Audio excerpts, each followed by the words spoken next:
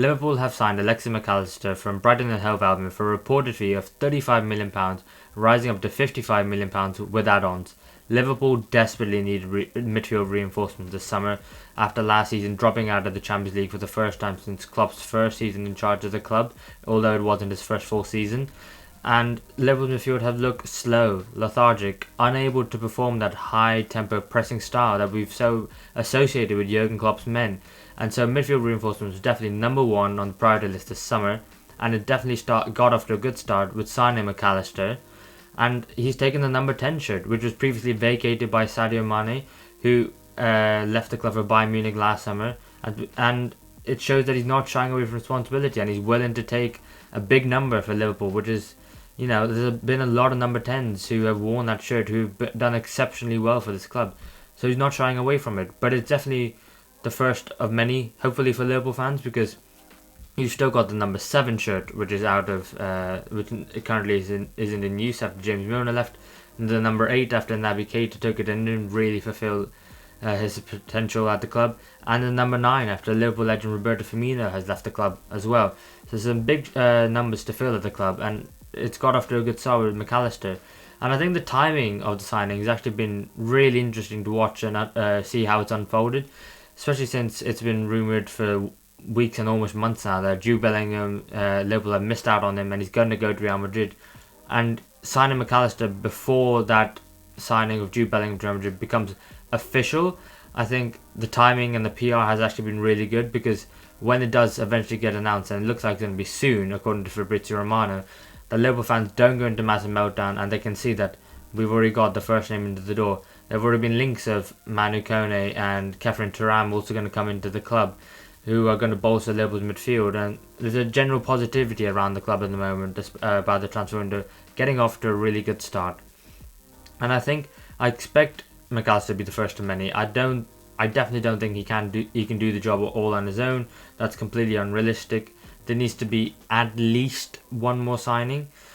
But he does definitely improve the midfield. I'm going to be talking about how I think he goes about improving this Liverpool midfield, because I think he definitely does that. So, obviously, let's get out of the way. He's Premier League proven, which is a massive plus. He won't need as much time as you hope to adjust to the league. He will obviously need a little bit of time to adapt to Jurgen Klopp's system and the way we play. And of course, that's going to be the case, because you even saw the likes of Fabinho take 6 months really to get into it.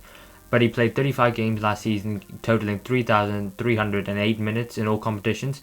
And in fact, the 3 games he missed were actually after the World Cup. I think he had a bit of a niggle for one of them, and then the other 2 was rested by De Zerbi. So his injury record has been actually immaculate last season, which has been really good considering he had the likes of Naby Keita, Alex Oxlade-Chamberlain, Arthur Melo, Curtis Jones had his injury issues, Harvey Elliott had injury issues, Jordan Henderson had injury issues.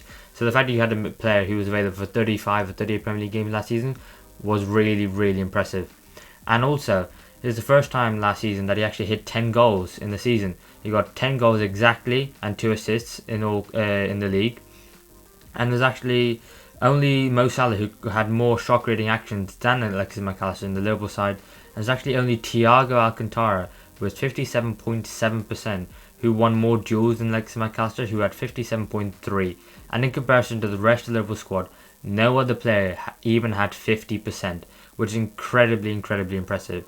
And of course, I mentioned the fact that he's played for Argentina. He's won the World Cup back in December in Qatar. Congratulations to him. He did amazingly well for that team.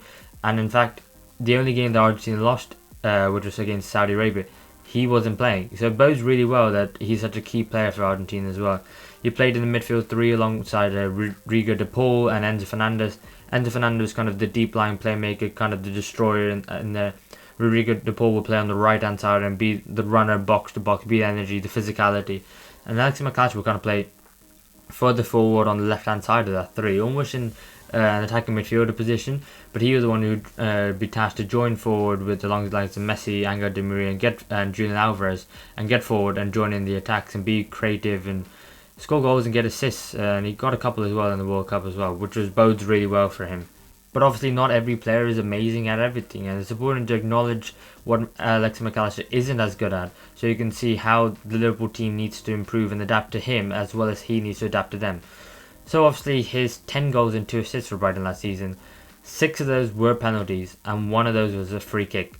So if you take away set pieces and penalties, that's 3 goals and 2 assists in the whole of last season from 35 games, which is a goal involvement every 7 games, and that dramatically reduces his goal involvement per game.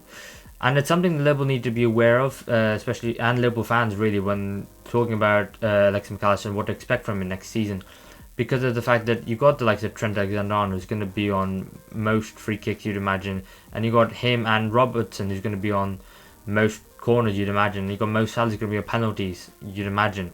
So it's going to be interesting to see what involvement he has in set pieces next season. Obviously, Mo Salah missed 2 of his 4 penalties last year, which was really surprising considering the quality you expect from Mo Salah normally. And it's one where I don't think he's going to take the penalties away from Salah. However, it would be nice to have some competition for him, because obviously James Milner was kind of the Liverpool's first choice penalty taker before Salah arrived. But then as his minutes kind of dwindled and his time on the pitch dwindled as well, it became Salah, because you need your penalty taker to be someone who's going to be regularly on the pitch. So just keep Salah on his toes a little bit. And free kicks, I mean, there's an argument that depending on who fancies it, whether if it's on the left hand side, that maybe Trent or Mac Allister might line up to take it, which can never be a bad thing. And corners, as well, that maybe the Argentine fancies taking a few corners as well. But it's something to be aware of. You would expect him to get more goals and get more assists from open play in the coming season than he did it for Brighton, especially in the team's going to dominate the ball more often, be on the front foot. You'd expect him to be more creative. But there's also a question around his height, because Liverpool are missing a lot of physicality in that midfield ever since the famous midfield 3 of Fabinho, Henderson and Jorginho Wijnaldum. And Thiago Alcantara came into the side, and he wasn't quite as robust and strong defensively and good in the tackle as Thiago. Obviously, Thiago is a player who puts himself about. He doesn't shy away from those defensive attributes and responsibilities for the team, but he's not a player who excels in that.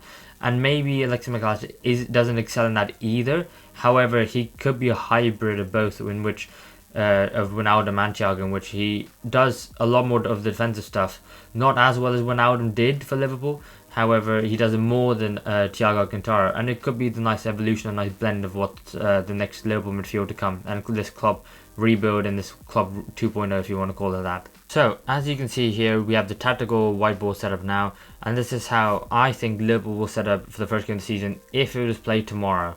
Right, I know obviously there are going to be more midfield players going to come in. Hopefully, fingers crossed, there might be some more defensive players coming in. You never know what's going to happen. But if it's played tomorrow, this is the lineup I think Jurgen Klopp will go with. So Alisson, Trent Alexander-Arnold, Konate, Virgil van Dijk, Robertson, Fabinho, Mac Allister, Henderson, Salah, Gakpo, Diaz. And I think Alexis Mac Allister comes in and plays on that left-hand side of the 3 midfield for Curtis Jones. And I think that's very harsh on Jones, because I think he had an exceptional last 8 to 10 games of the season. He played incredibly well after Thiago was injured and ruled out for the rest of the season, getting 2 goals, the back post as well, doing really well, linking up the play in this new Liverpool formation. But for me, I think Mac Allister is a little bit more experienced. I also think he's a little bit more positionally aware of where he needs to be. And I think the fact that with Graham Potter, when he was still at Brighton, he was kind of playing a very tight midfield 3, as if I have it here, as the midfield 3 kind of just there, which I don't think really Curtis Jones can do. Curtis Jones is more of a left winger, left midfielder, or an attacking midfielder, and this in the hybrid formation we're playing at the moment, with Trent coming inside and Curtis Jones pushing forward, I think it kind of suits him. But I think Mac Allister could maybe do the job better. So say Liverpool are attacking, and Trent Alexander-Arnold comes into midfield here, as he has done towards the back end of the season, and then the 2 8s in midfield, and I'm going to have here Mac Allister and Henderson push forward, and then you with Fabinho pushing towards the left, Trent coming in on the right, you've kind of got this box midfield. And then you've got Konate covering that space, which Trent Alexander has left. Virgil van Dijk obviously being himself in the middle, and Andrew Robertson tucking in on the left hand side. I think this is how you're going to get Liverpool attacking next season. And I don't think that this is set in stone. I think this is definitely one avenue in which Liverpool can attack and break a team down. But I don't think it's the only avenue in which they can do that. I mean, if, for example, there is no space in midfield and Trent Alexander-Arnold feels like he's wasting his time there, then why he can still go out wide, and Henderson could, or whoever the 8 is on the right hand side come the first game of the season, can fill in that space for him, and we can revert back to overlapping fullbacks. I think it's just about finding different ways to break a team down rather than saying we're set on this no matter what. And I think Alexis Mac Allister is a perfect player because he's adaptable. I think if Liverpool were to have the overlapping fullbacks, and if I say we put Trent and Robertson there, and then I think he can fill in that space that the fullbacks leave, in the way that Wijnaldum did, in which I think actually Thiago Alcantara, whom I love, but I don't think defensively he was good enough at that. So he can perfectly do that. But if Liverpool were to play how they were playing at the end of the season, with the 2 8s being the ones that went forward, and Trent Alexander-Arnold and Fabinho creating the box midfield, then I think that Mac Allister can also excel in that going forward as well. Because as we've seen here, I think he's, as an advanced midfielder, he's really reliable with the ball. He really loses possession. He likes to play the passes, forward passes. I think from here, I think he's actually better crossing the ball into the box from his left-hand side rather than he is on his right-hand side, which is actually funny considering he is a right-footed player. But I think he prefers cutting inside and having the whole pitch to look at, and he can look at the angles here and here. But with Diaz or Jota, I put Diaz because I think in this formation, in the box midfield, I think Diaz will keep the space a lot and keep the width a lot better than someone like Jota will. And I think that allows Mac Allister to roam into here if he wants to. And I also think that Diaz from wide can also make the run into midfield, and then Mac Allister can find the pass, or give him the ball here. Diaz makes a run into the diagonal run to the box behind the fullback. I think Mac Allister can easily find him, and then either Diaz can shoot, or you've got like Gakpo or Salah or whoever the number 8 is on the right hand side for Liverpool can come in and do that. So that's one avenue.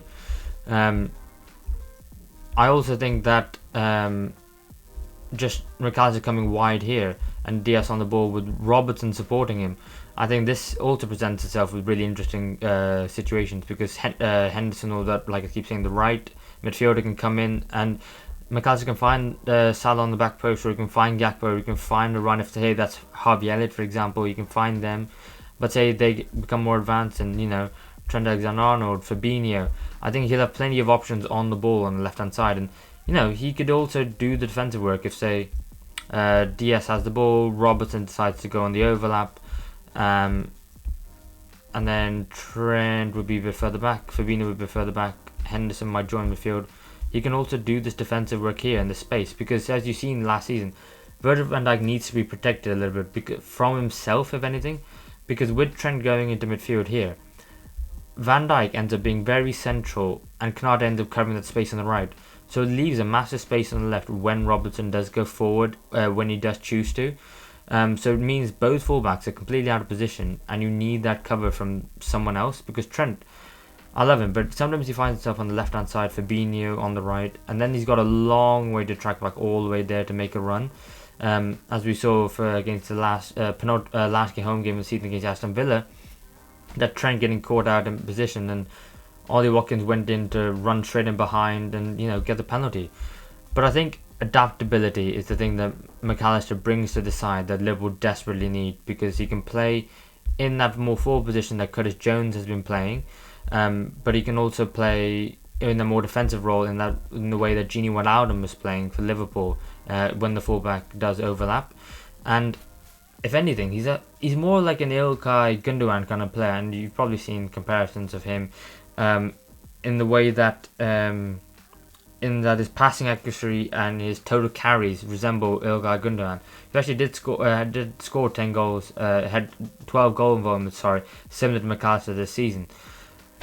But it remains to be seen what happens. I think Liverpool definitely need more midfield reinforcements. Mac Allister is definitely a good signing. He's an upgrade on what Liverpool have at the moment, and I think he improves the team. However, to really have Liverpool challenging for the Premier League and the Champions League like they were 2 seasons ago when they were chasing the quadruple, Liverpool need more midfield players to reinforce the side. But I definitely think he's a good start. Let me know what you guys think in the comments below, and I'll see you in the next one.